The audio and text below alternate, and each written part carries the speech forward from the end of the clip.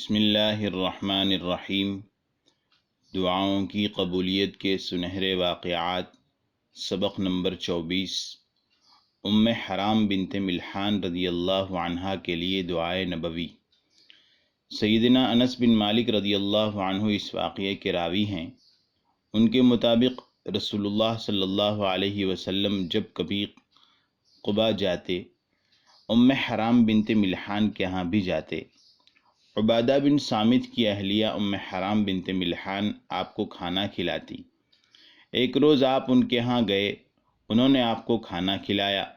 کھانا کھا کر آپ تھوڑی دیر کے لیے انہی کے گھر سو گئے۔ کچھ دیر میں آپ ہنستے ہوئے بیدار ہوئے۔ ام حرام بنت ملحان نے پوچھا، اے اللہ کے رسول، کیا بات ہے؟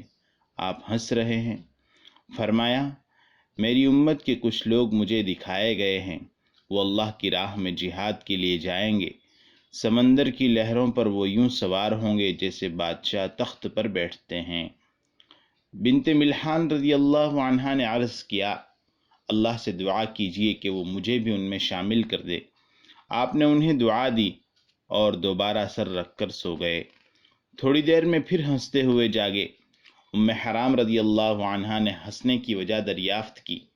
فرمایا، میری امت کے چند اور افراد مجھے دکھائے گئے ہیں، وہ اللہ کی راہ میں جہاد کے لیے جائیں گے، سمندر کی لہروں پر یوں سوار ہوں گے جیسے بادشاہ تخت پر براجمان ہوتے ہیں۔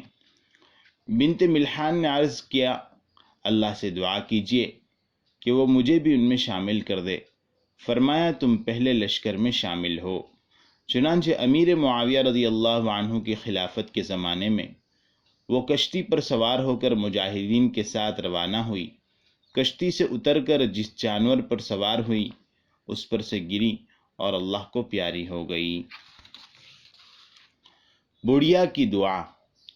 ایک بہت مالدار شخص دل کی بیماری میں مبتلا ہوا تو علاج کے لیے بیرون ملک چلا گیا۔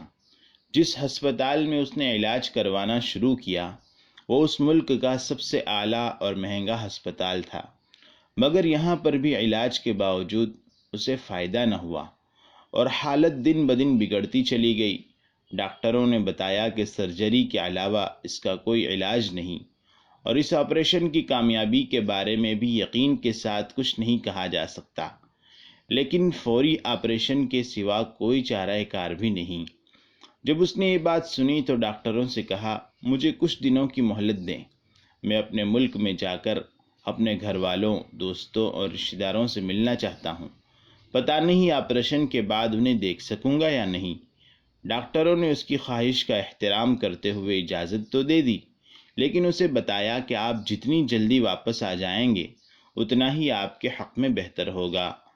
وہ اپنے ملک لوٹ آیا، یہاں اپنے گھر والوں کے ساتھ کچھ وقت گزارا، احباب سے ملا، کچھ ضروری امور نپٹائے اور سفر جانے کے لیے تیاری کرنے لگا۔ سفر پر جانے سے پہلے وہ اپنے ایک دوست کے ساتھ قریبی مارکیٹ میں گیا۔ اس کا گزر ایک قصاب کی دکان کے پاس سے ہوا۔ اس نے دیکھا کہ ایک بڑھیا گوشت کے بچے کچھے ٹکڑے اور ہڈیاں اکٹھی کر رہی ہیں۔ اس بڑھیا کی غربت اور ناداری دیکھ کر اس کے دل کو دھچکا سا لگا۔ اس نے عورت کو آواز دی اور نہایت احترام سے پوچھا، اماں جان، یہ آپ کیا کر رہی ہیں؟ وہ کہنے لگی، میں ایک غریب عورت ہوں اور اپنی 3 بیٹیوں کے ساتھ انتہائی تنگی سے گزارا کرتی ہوں۔ کئی دن ہمیں کھانا نصیب نہیں ہوتا، گوشت تو مدتوں سے چکھا ہی نہیں۔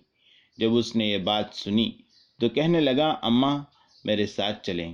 وہ اسے ساتھ لے کر اسی قصاب کی دکان پر گیا اور قصاب سے کہا، اس عورت کو جتنے گوشت کی ضرورت ہے اسے دے دو۔ عورت نے کہا، ہمارے لیے 1 کلو گوشت کافی ہوگا۔ اس نے کہا کہ اس اماں کو 2 کلو گوشت دے دو اور ہر ہفتے اسے 2 کلو گوشت دے دیا کرو۔ پھر اس نے 1 سال کی رقم ایڈوانس میں یکمشت ادا کر دی۔ اس مسکین بڑھیا نے اسی وقت اپنے ہاتھ اٹھائے اور اس کے لیے دعا کرنی شروع کر دی۔ جتنی دعائیں اس بڑھیا کے دل و دماغ میں آ سکتی تھی وہ سب اس نے کر ڈالیں۔ اس شخص کے لیے بڑھیا کے دل کی اتاہ گہرائیوں سے دعائیں نکل رہی تھیں۔ بڑھیا کی دعاؤں کا سلسلہ ابھی ختم نہیں ہوا تھا کہ اس شخص نے اپنے اندر تبدیلی محسوس کی۔ اسے محسوس ہوا کہ اس کی بیماری کم ہو رہی ہے اور اس کی حالت بہتر ہو رہی ہے۔ جب وہ گھر واپس آیا تو اس کا اپنی بیٹی سے سامنا ہوا۔ اس کی بیٹی اسے دیکھ کر کہنے لگی، ابا جان، ماشاءاللہ آج تو آپ بڑے تر و تازہ اور صحت مند نظر آ رہے ہیں۔ اس نے اپنی بیٹی کو پیش آنے والا واقعہ بتایا۔ بیٹی بہت خوش ہوئی اور اپنے والد کے لیے دعا کرنے لگی، یا اللہ میرے والد کو صحت عطا فرما، جس طرح میرے والد نے اس بڑھیا کی مشکل دور کی، میرے والد کی مصیبت بھی دور فرما۔ پھر اس نے دوبارہ سفر کی تیاری کی اور ہسپتال پہنچ گیا۔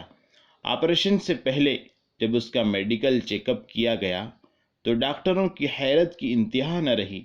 میڈیکل کی تاریخ میں ایک عجوبہ ہو چکا تھا۔ اس کا دل بالکل ٹھیک کام کر رہا تھا اور اس کی بیماری بالکل ختم ہو چکی تھی۔ ڈاکٹروں کی زبانوں پر بے شمار سوال تھے، یہ کیسے ممکن ہے؟